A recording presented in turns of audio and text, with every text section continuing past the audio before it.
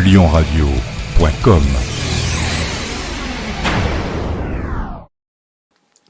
Bonjour, on commence notre sélection cinéma de la semaine avec ce film de science-fiction Man of Steel. Un petit garçon découvre qu'il possède des pouvoirs surnaturels et qu'il n'est pas né sur Terre.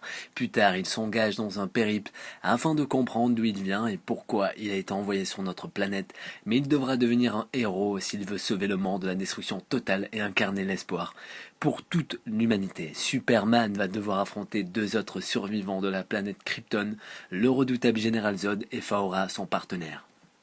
Réalisé par Zack Snyder avec Henry Cavill, Amy Adams et Michael Shannon, un film d'une grande renommée avec des acteurs incroyables pour la première fois à l'écran. On part du côté de chez nous pour retrouver né quelque part. Farid, jeune français de 26 ans, doit aller en Algérie pour sauver la maison de son père. Découvrant ce pays où il n'a jamais mis les pieds, il tombe sous le charme d'une galerie de personnages étonnants dont l'humour et la simplicité vont profondément le toucher. Parmi eux, son cousin, un homme jeune, vif et débrouillard qui nourrit le rêve de pouvoir rejoindre la France. Réalisé par Mohamed Hamidi avec Taoufik Jaleb, ainsi que le talentueux Jamal Debbouze et Fatsa Bouyamed, une histoire rigolote et un jeu d'acteurs des grands soirs. Le film critique de la semaine, A Very Englishman, Londres, 1958. Paul Raymond ouvre le Raymond Revue Bar, théâtre et club privé talentueux et d'une renommée fantastique. Apparaissent des jeunes femmes dénudées aux grandes dames de l'Angleterre conservatrice. Producteur de revues dansantes, il devient éditeur de Men Only, magazine pour adultes qui connaît un succès instantané.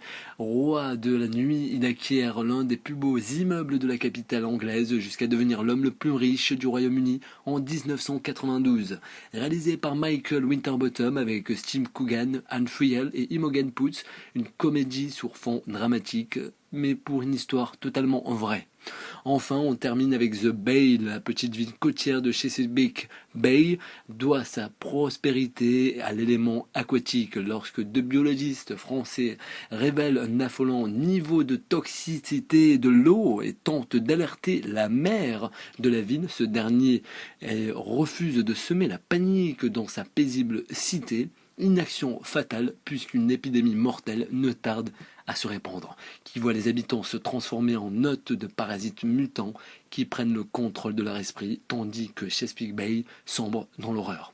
Réalisé par Barry Levinson avec Nancy Lucas, Christopher Denham et Stephen Cohen pour la première fois, un film d'épouvante qui sort de l'ordinaire.